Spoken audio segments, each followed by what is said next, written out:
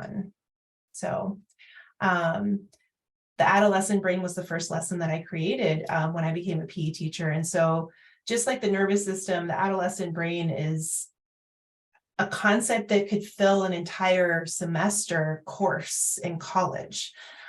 This is a lot of information. I want you to break it down, and I want you to actually use your hand right now for a quick little hand lesson of the brain and the main parts that I want you to remember and think about, which is the limbic system. You can put your thumb into your palm. You can put your fingers on top, see how it touches. So the fingers on top represent the prefrontal cortex. The bottom is the limbic system. So I'm going to refer to this hand model of the brain throughout this presentation. And so you think about like your arm, it kind of represents your spine, your spinal column, the brain stem. The limbic system is in the lower part of the brain. The prefrontal cortex is the more advanced part of the brain. So this slideshow has some quotes. Most of the slides have things linked in there.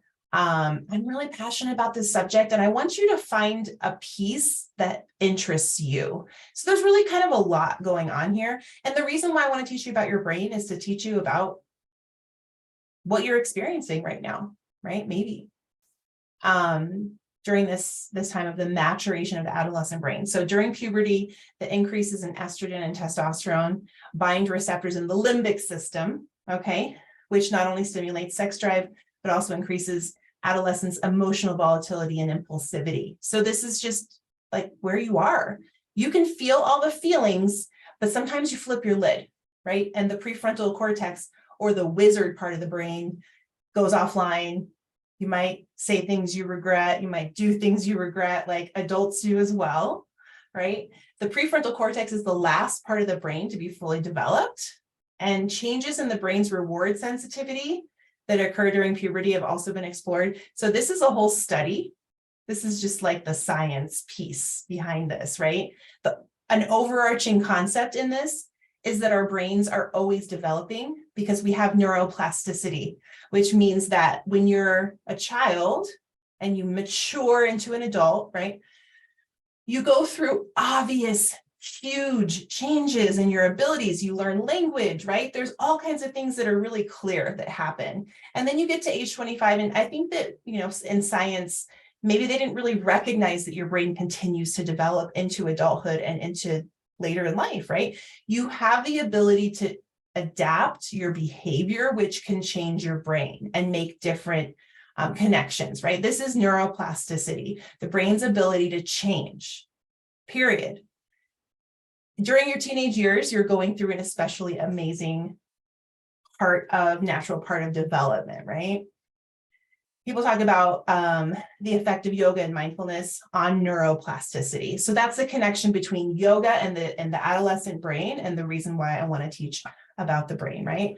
Of course, I have some videos on these slideshows that I feel like give you kind of some good overviews. Again, back to the hand model. This slide is showing you that lizard brain, that lower part of the brain. This is the part where you feel all the feels. It also has in this area, right? This isn't a science class. I want you to just get some very simple terminologies.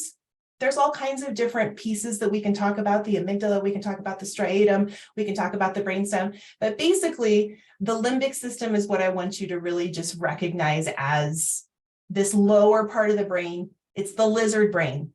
It's there to keep you alive, right? When you have feelings, it's usually because your nervous system is detecting a danger or something that needs to be reacted to, right? So this is the part of the brain that's fully developed by the time you are an adolescent. We can feel all the feels, right? And then we look up at the wizard, which is that prefrontal cortex. This is helping you make decisions, regulate your emotions, plan events, put them on the calendar, not taking risks necessarily, right? So in the teenage years, you're really like, ooh, we're playing around with that. I'm gonna feel all these feelings, and I'm gonna actually seek out risky behavior because my prefrontal cortex is not fully developed, and so it's not preventing me, right? This is also the beauty of being an adolescent and exploring and trying new things, right? None of this is like totally a positive thing or totally a negative thing. This is just having the knowledge and having the awareness, self-awareness, right? We're working on self-awareness here. So the pace of your brain development, it's not the same, right? So the limbic system develops faster, fully, and the prefrontal cortex takes a while to catch up, right? So we're feeling all the feelings, we're flipping our lid. And like I said, the limbic system is the emotion center. It's fully developed. It's survival based. The lizard brain keeps you alive. And the prefrontal cortex is about planning. It is not fully developed.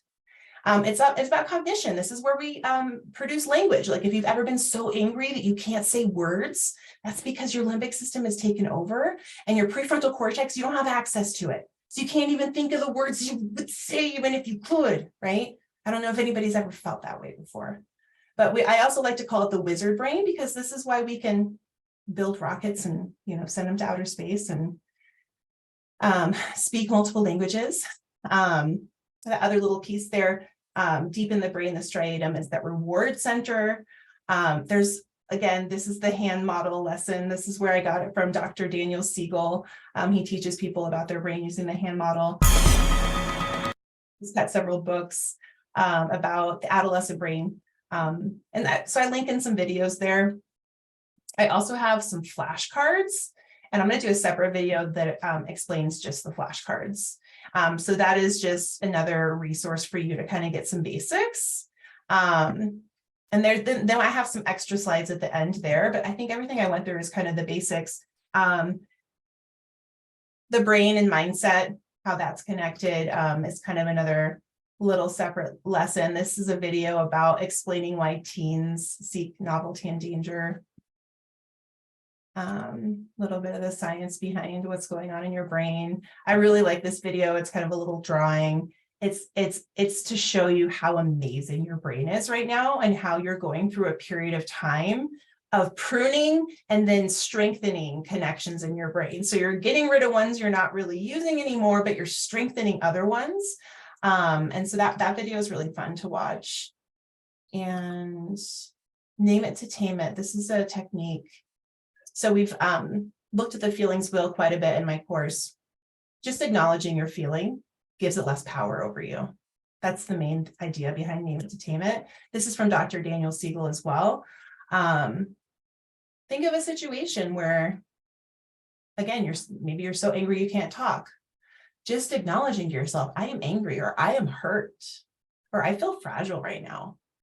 I'm in defense, mode, or I'm annoyed, or maybe you're overwhelmed. Acknowledging what the feeling is can give it less power. And then you can get the prefrontal cortex to come back online a little bit. Again, this is like really similar to the TACO acronym that is kind of one of the bases of my course in Mind and Body Fitness, which is a take on another acronym that I learned from another mindfulness teacher, but I kind of like, let's talk about it. So when you take your temperature, you pause, you allow the feelings to be there. You're able to control and regulate your emotions when you take that time. So it's really similar. The name it to tame it and the let's talk about it, kind of similar techniques. The TACO includes the aftercare. Once you get your feelings kind of regulated, well, what do you need? Take care of yourself without judgment. That's the hard part, right? You have the feels, acknowledge, let them be there, and then ask yourself truly, what do you need? Without judgment. Be kind to yourself. And then if you can make it to the stage of opening up, connecting with people to get support, connecting with the people who love you and want to support you, is a wonderful way to also offer yourself that care that you need. This is Tara Brock. She's the one who inspired the TACO acronym for me. She's the teacher I was referencing. She acknowledges that anger is universal to all human beings. It's crucial to our survival. This is, she has a whole talk that talks about the difference between reacting and responding. We can react to a situation or we can respond. It takes practice, right? The main thing, if you don't want to go into any of these links or anything like that, that I love, that's my takeaway from her talk, is that pause, right? So the taco invites you to pause. The taco invites you to take your temperature, right? Make a U-turn back to yourself, meaning, what do I need right now, right? What is this unmet need inside of me that's making me feel this way, right? And why do I feel like I need to defend myself? So this is, if you're interested in that kind of topic, a bunch to explore there. I also linked in just a list of basic human needs, because if I'm like, well, what do you need? Well, you're like, I don't know, a snack. Well, here's a list of universal human needs, right? Like, maybe I need more joy. Maybe I need to have fun. Maybe I haven't been outside in a few days because it's been snowing every day or something, right? Maybe I need some support. Maybe I need some transparency. Maybe I need to feel more connected to my parents. Maybe I feel like they're hiding things from me or something like that, right? So this is a really great little resource that is in there.